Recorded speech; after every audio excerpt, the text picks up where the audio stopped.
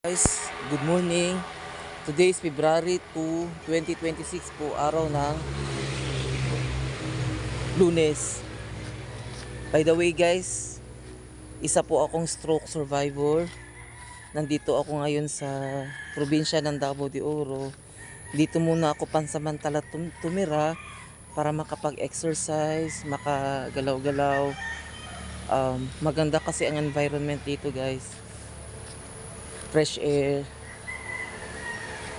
Maraming mga gulay na pwede mo kainin.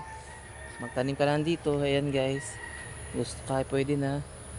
Malawak ang space. Pwede ka dito mag-practice ng lakad-lakad. Ganito lang guys. Ayan. Noon talaga guys, hirap ako maglakad. Ngayon, at least kahit papaano, dito lang sa lupa, sa may damo-damo, kaya ko na. Noon talaga hirap ako guys, pero awa ng Diyos, may improvement po sa aking pag-stay dito. Ayan po ang aking mga alaga na baboy. See guys, isa akong stroke survivor pero nagawa ko pang mag-alaga po ng mga baboy guys. Ayan. Pero guys, ang hindi ko lang talaga kayang gawin is yung maglakad ako sa simento. Hindi ko talaga kaya guys. Hindi ko alam ba't ganun. Ayan, ito simento guys. Hirap ako guys, kailangan ko talaga maghawak-hawak para hindi ako matumba. So ito na guys, ito na yung mga alaga ko. Kailangan ko maghawak-hawak para hindi ako matumba.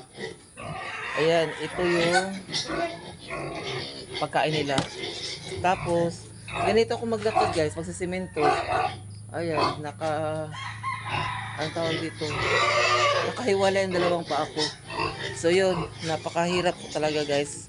Kaya ingatan po ang kalusugan, bawal magkasakit guys. Matulog ng eksakto. Kung tingin nyo pagod na, mag-rest kayo. Ayan. So ito po yung Mama P.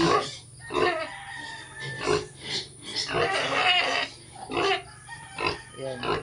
So yun guys, yun lang po ang masishare ko sa inyo ngayong umaga. Sana i-pray niyo po ako na tuluyan na pong gumaling. Sana din po magkaroon po ako ng mga gifters na tutulong sa akin kasi nahirapan po ako dito sa pagkain ng mga biik guys, sa malaking baboy. Sana may mga gifters na pupunta sa live ko sa TikTok parati. Yun lang po. Ayan po, happy Tuesday. Ang ganda po ng tanawin guys. Presko ang hangin, lahat presko, malayo sa ubo, walang usok, malayo sa mga marites. Kaya yun lang, maraming salamat po.